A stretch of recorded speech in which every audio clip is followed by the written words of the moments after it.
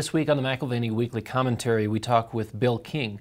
We look at the economy, we look at the financial system, both domestic and international, and we look at some of the big issues that he sees coming in 2012.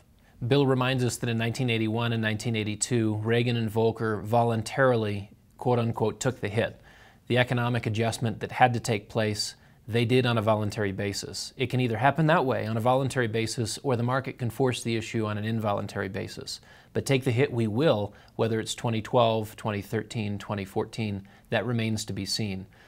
With 2012 being an election year, it's unlikely to be next year, although we will see continued erosion in earnings and perhaps greater pressure in the banking sector. So we look at what Bill would call the great unwind, the deleveraging of the debt and excess credit created through 30 to 40 years, and what he views as a Kondratiev moment, a Kondratiev period where at the end of a wave cycle, a long wave cycle, you see essentially a restart.